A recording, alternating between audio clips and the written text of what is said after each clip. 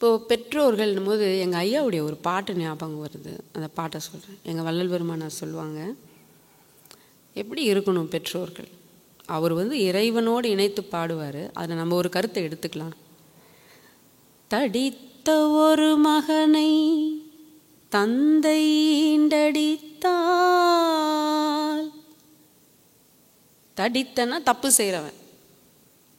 தடித்த ஒரு மகனை தந்தை ஈண்டடித்தால் தாய் உடன் வந்து அணைத்திடுவாள். தாயடித்தால் பிடித்து ஒரு தந்தை அணைப்பார்.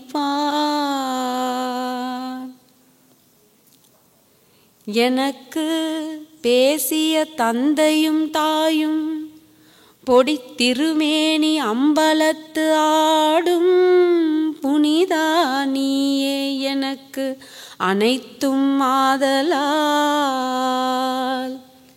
என்னை அடித்தது போதும் அணைத்திடல் வேண்டும்.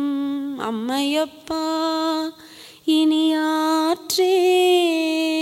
முழு பாட்டு இது. கொஞ்சம் வார்த்தைகளை மாற்றிருக்கேன். சரி,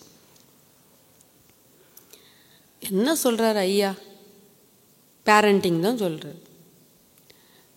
அப்பா அடித்தா அம்மா அணைப்பா. பையன் தப்பு பண்ணும்போது அம்மா அடித்தா அப்பா அணைச்சிக்கணும். பெரிய உபதேசம். ரெண்டும் சேர்ந்து திட்டம். அப்படி தாங்க, இது அடங்க மாட்டேங்குதுங்க. 4 சாத்து சாத்தினா தாங்க அடங்கும். 2 பேரும் பேசக்கூடாது. அப்பா அடிச்சிட்ருக்காரு, இல்லை ஏதோ அவர் அடித்தாருன்னு போகிறாரு, இல்லை கண்டிக்கிறாரு, திட்டுறாரு. அடிக்க வேண்டிய நேரத்தில் அடித்து தான் ஆகணும். நாம் அடிக்கலை அப்படின்னா சமுதாயத்தில் யாரோ அடிச்சிருவாங்க. அடிக்க இடத்துல அடிச்சு தான். அது அடிச்சிடுவேன்னு பயம் காட்டணும். வாங்கினல்ல, ஒரு வாட்டி வாங்கினல்ல, அப்படி கொடுக்கவா அப்படின்னு எடுக்கணும். எப்போவுமே அடிச்சுன்னு இருக்கக்கூடாது. இப்போது எப்பயாவது ஒரு சமயம் ஒன்று கொடுத்துட்டு, ஏன்னா ரொம்ப சில சமயம் என்னடா அப்படி சொல்லி கொடுக்குறாங்கன்னு நினைக்காதீங்க. சன்மார்க்கத்தில் இருந்துக்கிட்டு வேறு என்ன பண்ண, இன்னும் சுத்த சன்மார்க்கம் மாற்றினா வேறு என்ன பண்ண? கண்டிப்பாக அவசியம். அப்போ அப்பா திட்டுறாருன்னா அம்மா கூட சேர்ந்து நீ ஒன்று திட்டவும் கூடாது, பையன்கிட்ட அப்பாவை விட்டு கொடுக்கவும் கூடாது. ஆமாடா அவங்க அப்பாவுக்கு இதே வேலை, போக வர இப்படி தான் பேசினு அப்படின்னு சொல்லக்கூடாது. அதே போல் தாய் திட்டும்போது தந்தை தலையிடக்கூடாது. அம்மா நல்லது தானே சொல்கிறா, அப்படி பண்ணிடக்கூடாது. இல்லை, நீ இப்படி தந்தை சொல்லணும். யாருக்காக தெரியுமா? உன் பிள்ளை நன்மைக்காக. அதற்கு பிறகு தனி அறையில் போய் இப்படி அடிச்சிருக்கக்கூடாதுங்க. நீங்கள் இப்படி பிள்ளைய திட்டிருக்கக்கூடாது. நீ இப்படி தனிமையில் போய் வேணால் நீங்கள் உங்கள் தவறுகளை சொல்லிக்கணும். என்ன இப்படி கை வச்சுட்ட? நான் முன்னாடி எதுவும் சொல்லக்கூடாதுன்னு நினச்சேன். குழந்தை வளர்ந்துட்டான், இப்படிலாம் கை வைக்காத. இப்படி உங்களுடைய கருத்துக்களை நீங்கள் தனிமையில் பேசினா நல்ல தம்பதியர், நல்ல தாய் தந்தையர். நீங்கள் அம்மா அப்பாவா தம்பதியராக இருக்க வரைக்கும் ஓகேங்க. அம்மா அப்பா போஸ்டிங் வந்துச்சுன்னா அது பெரிய போஸ்டிங். இந்த உலகத்திலே பெரிய போஸ்ட் அம்மா அப்பா போஸ்ட். அம்மா அப்பா தான் அந்த போஸ்ட்டு தான் நமக்கு எந்த இன்டர்வியூவும் வைக்காமல், எந்த தேர்வும் வைக்காமல் கொடுத்துட்றான் இறைவன். எந்த கிளாஸும் நடத்துறதில்ல. No class, no test, no interview. ஆனால் போஸ்ட் மட்டும் கிடச்சிடுது. அதை ஒழுங்கா ஏதோ ஒரு சிலர் இருக்கிறார்கள். ஸோ தாய் தந்தையர்களினுடைய பதவி சரியாக அவர்கள் இருந்தால், ஏபிஜே அப்துல் கலாம் ஐயா சொல்கிறார், ஆசிரியர்களும் பெற்றோரும் இந்த இருவர் மட்டும் ஒரு சமுதாயத்தில் ஒரு நாட்டில் சரியாக அவர்கள் பணியை சரிவர செய்தார்களே ஆனால் இந்த நாட்டில் குற்றங்களை எளிதாக குறைக்க முடியும். வேற ஒன்றும் பண்ண முடியாது. சட்டத்திட்டங்கள் இயற்றுகிறேன், காவல் நிலையம், நீதிமன்றங்கள் அதெல்லாம் கிடையாது. ஆசிரியர்கள், அதுவும் குறிப்பாக மொழி ஆசிரியர்கள் என்கிறார், அவங்க தான் அர்த்தம் சொல்ல முடியும். குறிப்பாக என்னை சொன்னார், தமிழ் எங்கள் நாட்டில் திருக்குறள் சொல்லாததை எந்த மொழி சொல்லும் சொல்லுங்க, எந்த நூல் சொல்லும்? உலக பொதுமறையாம் திருக்குறளை இந்த உலகிற்கு அளித்த மொழிங்க நம்ம மொழி. நமக்கு நீதி தெரியலன்னா எப்படி? நல்ல ஆசிரியர்கள் சொல்லணும். ஆனால் இந்த இடத்துல பெற்றோர் என்பதால் பெற்றோர்கள் முதல்ல திருக்குறள் படிக்கணும். குழந்தைங்களுக்கு திருக்குறளை சொல்லணும். உனக்கு வாழும் கலையை உனக்கே தெரியலையே, எப்படி ஒரு வாழ வேண்டும் என்று பெற்றோர்கள் சொல்லணும். குழந்தைங்களுக்கு நீதியை போதிக்கணும், நல்லதை சொல்லி கொடுக்கணும். அடுத்தவங்களுக்கு கொடுத்துட்டு சாப்பிடுன்னு அம்மா சொல்லி கொடுக்கணும். பகிர்ந்து சாப்பிடு. அம்மா என்ன பண்ணுறது, ஸ்பெஷலாக ஏதாவது பாக்ஸில் போட்டு ஃப்ரெண்டுங்களுக்கு போய் கொடுத்துட்ட வச்சுன்னு ஒழுங்காக சாப்பிடு, எல்லாத்தையும் கொடுத்துட்டு வந்துடுது. நீ இல்லை இங்கே தான் சாப்பிட்டுட்ருக்கான், ஃப்ரெண்ட்ஸுங்க வராங்கன்னா உள்ளே போய் சாப்பிடு. அதுக்கப்புறம் நமக்கே கொடுக்காம அதை போய் சேர்த்துரும். ஃபஸ்ட்லேருந்தே சொல்லணுங்க, கொடுத்து சாப்பிடு, மரியாதையாக பேசு. குழந்தைகளை ரொம்பவும் கண்டிக்கக்கூடாதுங்க, ரொம்பவும் ஃப்ரீயாக விடக்கூடாது. இது யாருக்கு தெரியும்? எந்த இடத்துல? தாய் தந்தையருக்கு தெரியணும். அது எப்படி சொல்லுவாங்கன்னா, ஒரு மாடு மேய்ப்பவன் எப்படி அதை கட்டி வைக்கிறான், அந்த கயிறு அது நீட்டம், அவ்வளோ தூரம் தான் அதை மேயலாம், அதுக்கப்புறம் போய் மேயக்கூடாது. அவனுக்கு தெரியுதில்ல. அதுபோல் ரொம்ப கண்ட்ரோல் பண்ணக்கூடாது, ரொம்பவும் விட்டுறக்கூடாது. ரொம்ப வேக விட்டாலும் அழிஞ்சு போயிடும். ரொம்ப வேகாமல் எடுத்தால் நறுக்கரிசின்னு சொல்லுவோம்ல, கரெக்டாக பக்குவோம். அந்த மாதிரி தான் நம்ம கண்காணிக்கணும் குழந்தைகளை. ரொம்ப சந்தேகிக்கவும் கூடாது, ரொம்ப ஃப்ரீடம், எல்லாத்துலையும் நடுநிலைமை. இந்த நாடு எப்படின்னு தெரியல. எங்கள் நாடும் இப்போது எங்கேயோ போயிட்டுருக்கு. ரொம்ப பயமாக இருக்குது. கலாச்சாரத்தை உலகிற்கு போதிக்க வந்தவர்கள். நான் இப்போ சொல்ல போனால் இங்கேருந்து நிறைய கற்றுக்கிட்டு போகலாம் போல இருக்குது. என்ன அழகாக அந்த சாலை விதிகளை பின்பற்றுறீங்க பாருங்கள். இங்கே டிராஃபிக்கில் தான் நாங்கள் இப்போ வரோம். நாங்கள் ஏதோ ஆக்சிடெண்ட் ஆகிடுச்சின்னு சொன்னாங்க. ஒரு எரிச்சலே வரலைங்க எங்களுக்கு. எனக்கு வரலை. எனக்கு டிராஃபிக்கில் நிற்கிற ஃபீல் கூட இல்லை எனக்கு. ஆனால் எங்கள் இந்தியாவில் டிராஃபிக்கில் நின்னோம்னா கொய் கொய் கொய் கொய் கொய் கொய் கொயின்னு அடிச்சு நம்ம மண்டையை பொலக்கடிக்க வச்சு கொஞ்சம் வினாடி கூட அவர் வேஸ்ட் பண்ண மாட்டாருங்க டைமை. எங்கே போகிறாரு அவ்வளோ ஸ்பீடாக இருந்தான்னு தெரியாது. ஆனால் அவர் உடனே ஹார்ன் அடிச்சுக்கிட்டே இருப்பாங்க. கற்றுக்கலாம், இதை கற்றுக்கலாம். பெண்கள் இங்கே எல்லாரும் கார் ஓட்டுறீங்க, நிறைய பதவிகளில் இருக்கீங்க, இதை கற்றுக்கலாம், இதை கற்றுக்கலாம். இப்போது அந்த எங்கள் நாட்டில் கலாச்சார சீர்கேடுகள், தாய் தந்தையர்கள் சரியாக வளர்க்கலை. கண்டிப்பாக தாய் தந்தையர்கள் எதையுமே சொல்லி கொடுக்கக்கூடாது, நடந்து காமிக்கணும். இதுக்கு ஒரு சம்பவம் நான் சொல்கிறேன். நம்ம எல்லாருக்கும் மகாபாரதம் தெரியும். அவங்ககிட்ட அதை மட்டும் பகிர்ந்துட்டு போயிடுறேன், வேறு எதுவும் சொல்கிறதுக்கு இல்லை. மகாபாரதம், அதில் மோசமானவனா துரியோதனன் இல்லையா? அவன் ஏன் அப்படி கெட்டவனாக மாறினான்? துரியோதனன் இறந்துடுறான் இல்லையா? அந்த காரணம் என்ன? அவனுக்கு ஒட்டுமொத்த குணம் என்ன தெரியும்? வேற சொல்லுங்களேன். அவனுடைய எதுக்காக அவன் செத்தான்? பேராசை, நாடு ஆசை. பேராசை, நாடு ஆசை, அப்புறம் பதவி ஆசை. எல்லாம் ஆசை ஆசை. பதவி ஆசை, நாடாசை, பேராசை, அப்புறம் ஆணவம். ஆணவம் ஆணவம் ஆணவத்தில் அழிஞ்சான். அதுக்கு தான் அதெல்லாம். கைகேயி, கோசலை. போதும்பா. சரி, 4 பேருடைய பேர் சொல்லுங்க. ராமர், லக்ஷ்மணர், பரதன், சத்ருக்னன். தப்பிச்சுதுப்பா. ஏ தமிழா,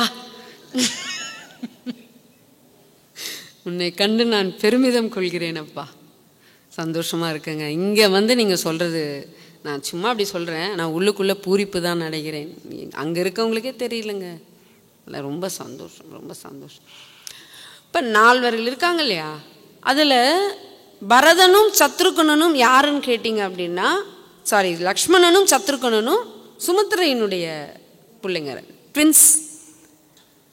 கௌசல்யன் மகன் ராமர், கைகையினுடைய மகன் பரதன். இதில் பெஸ்ட்டு பிள்ளைங்க ராமர் லக்ஷ்மண், ராமர் பரதர், ராமர் பரதர்னுவாங்கல்ல. லக்ஷ்மணனும் சத்ருகனும் தான். அவன் ராமனுக்காகவே வாழ்ந்தான் லக்ஷ்மணன், பரதனுக்காகவே வாழ்ந்தான் சத்ருகனன். வெளியே படலைங்க, வெளிப்படாமையே இருந்தாங்க பார்த்தீங்களா, பின்னாடி இருந்துக்கிட்டு. அது யார் வளர்ப்பு தெரியுங்களா? சுமித்திரையின் வளர்ப்பு. அப்படி வளர்த்தா, தியாகிகளாக தன் மகன்களை வளர்த்தாவ. ஏன்னா அந்த நாட்டில் தன் கணவனுக்கு எந்த பிரச்சனையும் வந்துடக்கூடாது. கைகையை பற்றி அவளுக்கு தெரியும், பிரச்சனைக்குரியவங்க அவங்கன்னு தெரியும். எல்லாத்தையும் ஹேண்டில் பண்ணிட்டு அருமையாக போகிற ஒரு ஆத்மா சுமித்திரை. கௌசல்யக்கு ஒன்றுமே தெரியாது, அப்பாவி, அது வெகுளி. ஆனால் கைகை பயங்கரமான ஆள், ஏதோ ஒன்று பண்ணோன்னு இந்த சுமித்திரை ஞானி அந்த அம்மா. அதனால பிள்ளைகளை தயார் பண்ணுவாங்க. அப்படி சிறு வயதிலிருந்து தன் பிள்ளைகளை தியாகிகளாக அந்த அம்மா வளர்த்தாங்க. இதுக்கு உதாரணம் என்னன்னா, தசரதன் காட்டுக்கு போன்னு சொல்ற, அதெல்லாம் பெரிய விஷயம். இப்போ நமக்கு அப்போ ராமாயண வகுப்பாயிடும்.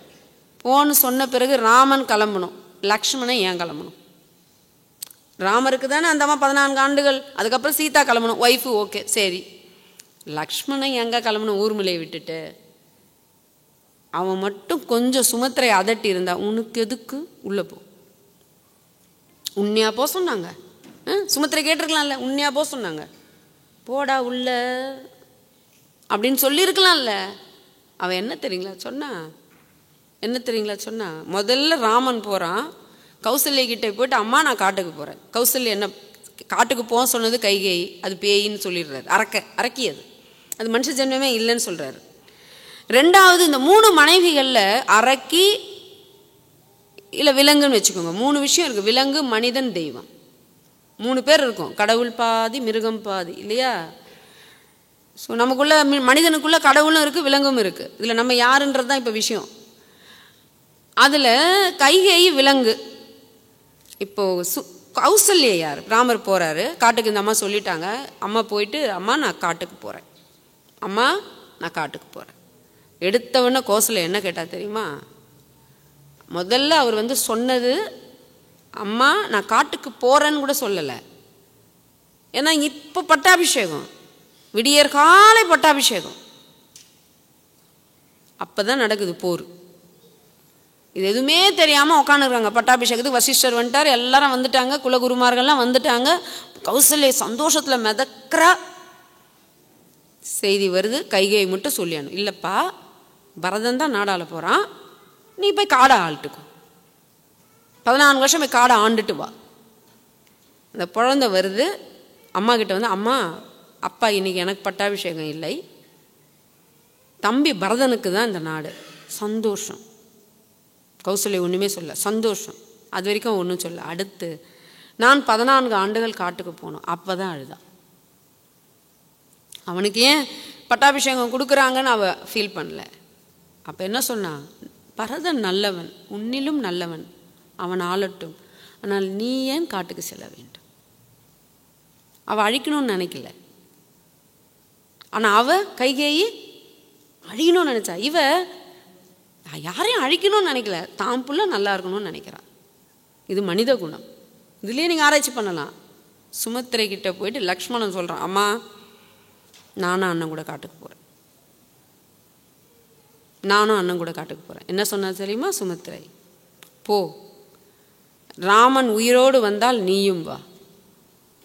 அப்படி ராமன் உயிர் போவதாக இருந்தால் அதற்கு முன் உன் உயிர் பிரிந்த பிறகுதான் ராமன் உயிர் பிரிந்தது என்ற செய்திதான் என் காதுகளில் விழ வேண்டும். லக்ஷ்மணா அப்படி சொல். இவதான் சாமி. இதில் அந்த 3 கேரக்டருக்குள்ள அவ்வளோ விஷயம் புதைச்சி வச்சிருப்பாருங்க அவரு. அதனால தான் அந்த குழந்தைக்கு தாய் வளர்க்குறா. அப்படி அது பிரச்சனை. அந்த 2 குட்டிங்களும் பிரச்சனை பண்ணிச்சா பாருங்க அந்த நாட்டில். அம்மா அவங்க 2 பேருக்கு நடுவில் நம்மளை பார்த்து அம்மா டீலில் விட்டாங்கன்னு கேட்டாங்களே. அவன் பரதன்றான், இவங்க ராமன்றான், நம்ம என்ன அதுங்க ஏதாவது பண்ணிச்சா? அண்ணா உன் கூட நான் வரேன். சத்ருகனை என்ன பண்ணுறான், பரதா நான் உன் கூட இருக்கேன். எவ்வளவு தன் தாயினுடைய வளர்ப்பு அந்த நாட்டுக்கு எந்த பிரச்சனையும் அந்த குழந்தைங்க கொடுக்கல. அதை பார்த்து வளர்ந்ததால பரதனும் நல்லவனா இருந்தான். இயல்பாகவே ராமன் கடவுள், அவனுக்கு யாரும் சொல்ல வேண்டியதில்லை. ஆனா ஒரு தாய் தந்தையரின் வளர்ப்பு என்பது எவ்வளவு முக்கியத்துவம் வாய்ந்தது. உண்மையிலே இந்திரஜித் எவ்வளவு நல்லவன் தெரியுங்களா? ராவணனினுடைய வளர்ப்பு. மண்டோதரி அங்க தலையிடவே முடியல. உனக்கு ஒன்றும் தெரியாது போன்னு மண்டோதரியை அவன் துரத்தினான். அதனால்தான் இந்திரஜித் செத்தான். யார் இந்திரஜித்? ராவணனின் மகன். அப்பா கிட்ட ஒழுங்கா வளரணும். சரி, இங்க வரேன். கர்ணன் வரான் தூதுக்கு. அம்மா அப்பா ரோல் எவ்வளோ பெருசுன்னு பாருங்க. தூது வருகிறார், அங்கே எவ்வளோ விஷயம் நடக்கும். இருந்து திருதராஷ்டிரன் ஒரு சூழ்ச்சி பண்ணிடுவார். என்ன பண்ணிடுவார் தெரியுங்களா? இது தெரிஞ்சுக்கோங்க. ஏன்னா பெருசாக உங்களை நான் தத்துவம் கொடுத்து இப்படி வளங்க அப்படி வளங்க அப்படி வளங்கலாம் வேணாம். வருகிறார், திருதராஷ்டிரன் கிட்ட இருந்து சஞ்சயன் ஒரு ஓலை செய்தி கொண்டு வருகிறார். எப்போ தெரியுங்களா? போருக்கு முன்னாடி. போர் ஃபிக்ஸ் ஆயிடுச்சு. போர், நான் நாட்டை கொடுக்க மாட்டேன் திருப்பி. 12 வருஷம் முடிஞ்சிருச்சு. ஒரு ஆண்டு அஞ்ஞானவாசம் முடிஞ்சிருச்சு. இப்போ இவங்களுக்கு திருப்பி கொடுக்கணும். திருதராஷ்டிரன் சொல்றாரு, காந்தாரி சொல்றாங்க, எல்லாம் சொந்தக்காரங்க சொல்றாங்க, மனைவி பானுமதி சொல்றா, துச்சாதனன் மனைவி சொல்றா. எங்க மாமா என்ன சொல்றாரோ அதைத்தான் நான் கேட்பேன்.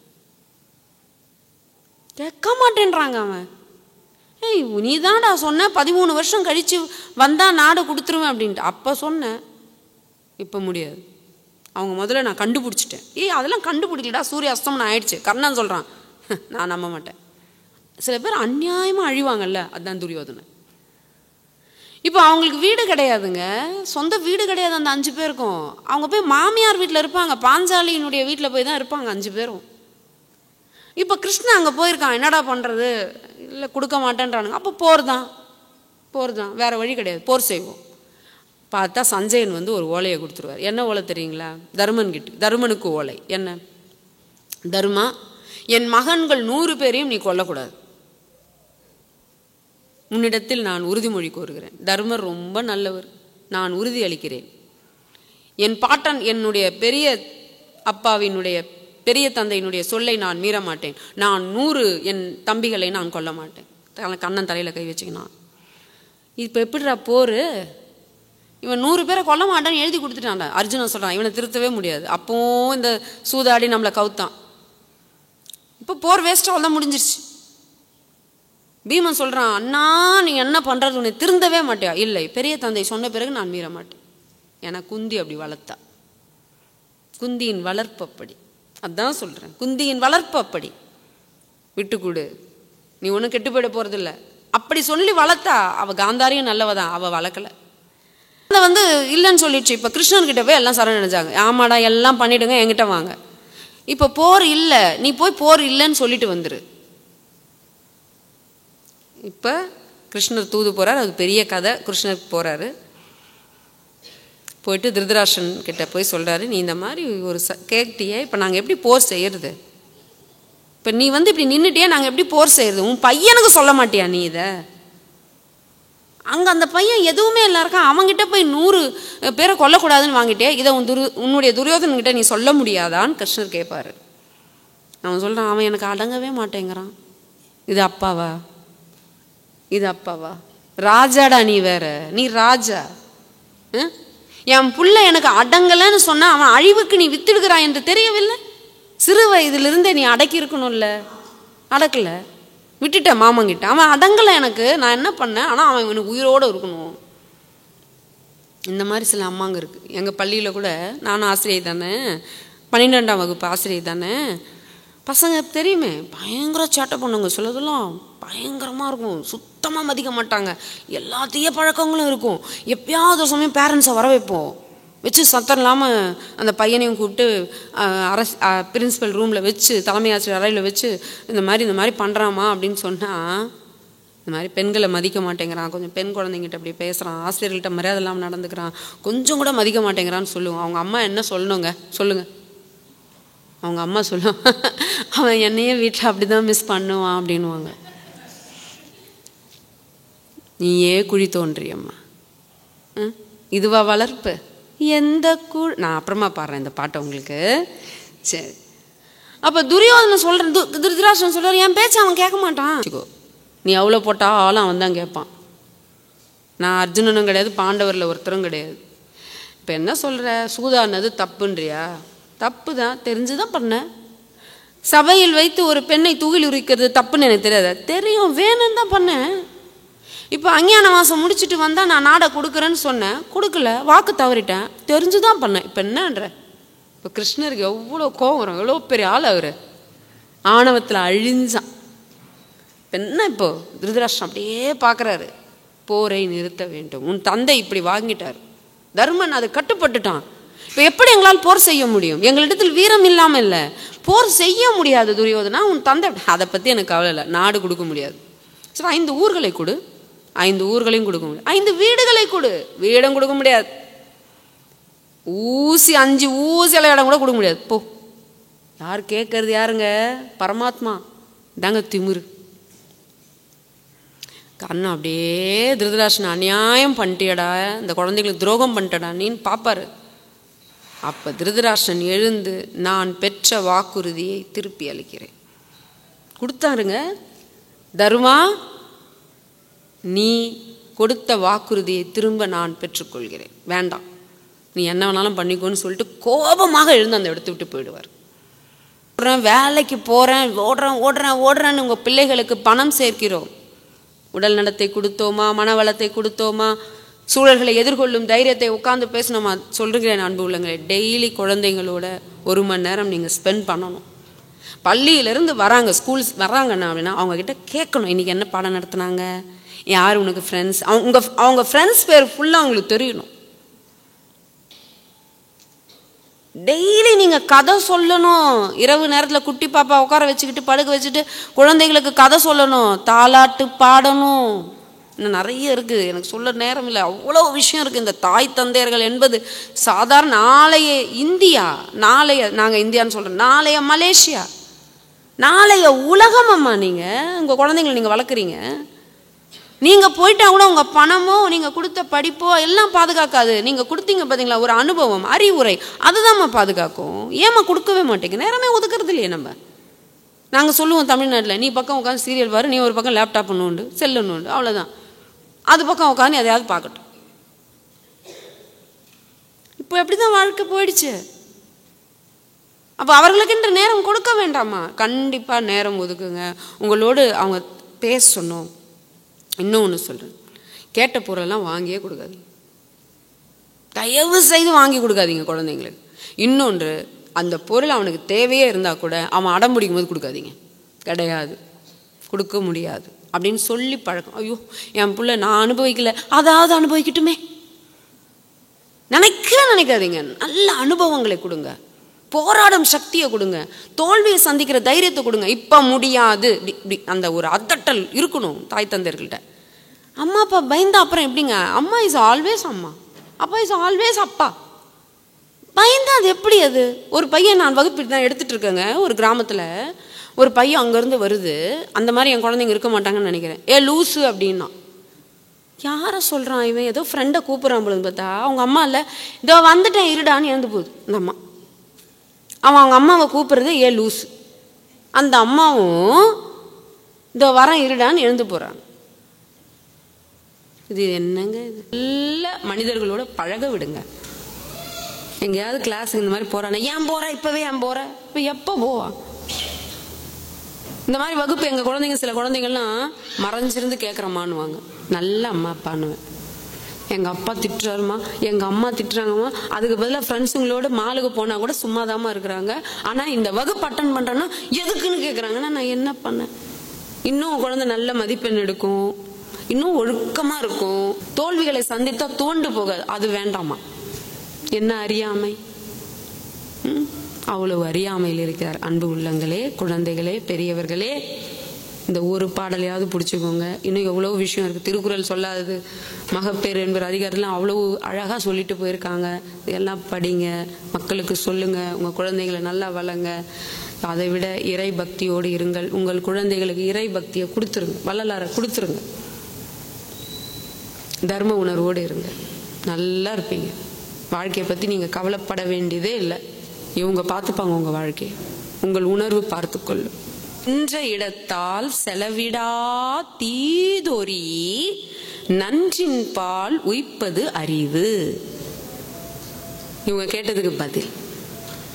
ஒரு அறிவுடையவன் எப்படி இருப்பான்? எப்பவுமே எப்பவுமே அவன் எப்படி எப்பவுமே இருக்கானோ அப்படிதான் எப்பவுமே இருப்பான். போன இடத்துல எல்லாம் மாறிக்கிட்டே இருக்கான் அப்படின்னா அது என்ன அறிவு? சென்ற இடத்தால் செலவிட அதுக்கேற்ற மாதிரி மாறாம தீது ஒரி நன்றின்பால் உய்ப்பது அறிவு. நான் நல்லதை தான் செய்வேன். 1000 விஷயம் வந்து என்ன தாக்கும். 10 பேர் 10 விஷயம் எனக்கு சொல்லி கொடுப்பான். என் அறிவு ஒண்ணு இருக்குல்ல. எங்க அம்மா அப்பா என்ன எப்படி வளர்த்தாங்க, இதை ஒரு தனி வகுப்பாக எடுத்திருக்கிறேன். ஒண்ணு நீ உன் குலத்தை பார், உன் தாய் தந்தையரை பார், இல்ல அரசாங்கத்துக்கு பயப்படு, இல்ல பாவ புண்ணியத்துக்கு பயப்படு, இல்ல உன் உடல் உன் மனதுக்கு பயப்படு. உனக்கு ஒரு கௌரவம்னு ஒண்ணு இருக்கு, இதுக்கெல்லாம் நீ பயந்துதான் ஆகணும்னு இருக்கு. ஒண்ணு அரசாங்கத்துக்கு கட்டுப்படு, தப்பு பண்ண, இல்ல சமுதாயத்துக்கு கட்டுப்படு, இல்ல தாய் தந்தையருக்கு கட்டுப்படு, இல்ல உன் குலம் அதுக்காவது பயப்படு, இல்ல உன் ஃபேமிலியை பாரு, இல்ல உன்னுக்கு அழுக்கு அதை பாரு, இல்ல அரசாங்கம் தப்பு, இல்ல இந்த சமுதாயம் ஏதாவது ஒரு கொண்டு நீ பயந்து இந்த வழி நான் போக மாட்டேன், நாளைக்கு நான் நல்லா இருக்க மாட்டேன், அதுக்காவது பயப்படு.